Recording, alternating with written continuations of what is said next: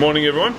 Today we're going to be talking about another very exciting fish species. Now, as someone who gets quite a lot of pictures sent to them about what is this fish, or asked in the shop here, I caught this fish, I don't know what it is. By the way, little tip, if you do catch a fish, you don't know what it is, take a picture please. It's much easier to work off pictures, obviously the more the merrier, and let it go. That's the big point we generally try and get across here.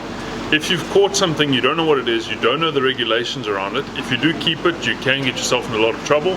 Some of these prohibited species, you know, you can actually serve jail time for keeping fish like that. So obviously that's an extreme, but generally very hefty fines and things like that are surrounded by them. And ignorance can't save you on there, because it does say on your license that you register and you know that all the fish species XYZ. Look on the license, find terms at the bottom. Anyway, side point. Today we're going to be talking about the Protea bream. Now, the Protea bream, Paracasia xanthura, is quite a unique species. It's something that gets confused with a lot of other species often. When it's alive, so often you get shown pictures of when these fish are dead, it sometimes becomes a little bit difficult because the colors actually fade. Now, when it is alive, it's got probably the most iridescent blue coloration other than a bluefin kingi that any fish really has. They're similar to your fusiliers and stuff like that have that really chartreuse yellow coloration on them.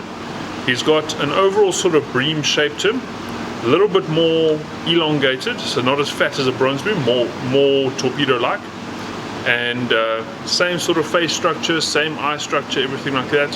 He's got a blue stripe that sits underneath his eye over here.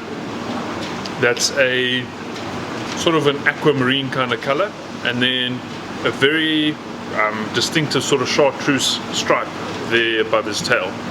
So those sort of color combinations like that generally make it fairly easy to identify.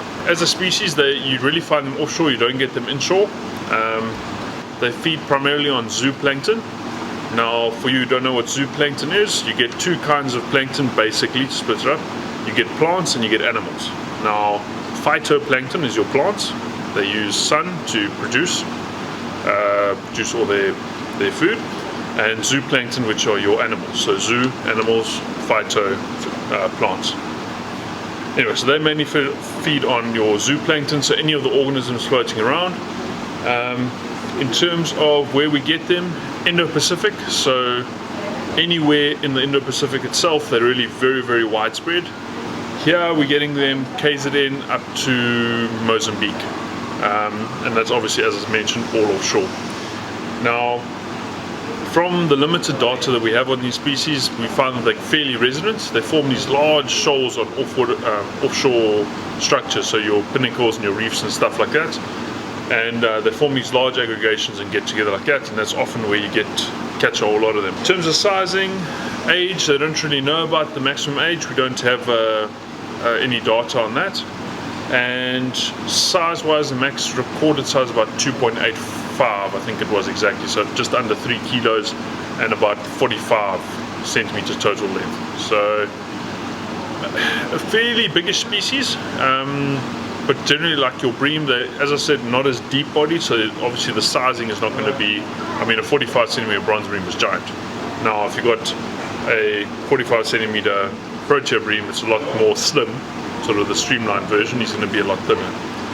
In terms of catching wise, this is one of those species that if you did keep it would have been fine. You're allowed 10 per person per day, but that's as part of your entire catch of 10. So you can't catch 10 of these, 10 of those, 10 of those, 10 of those. It's 10 encompassing.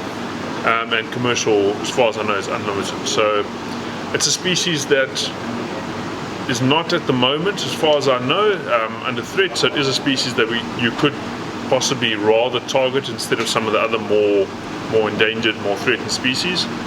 And yeah, it's one of those species that, as I mentioned, is probably the most asked for identification, for me at least, for your offshore species. So if you didn't know, now you know. The Protea bream, lovely species, beautiful, and one of those species that actually is quite nice to eat. So yeah, Protea bream. Cheers guys.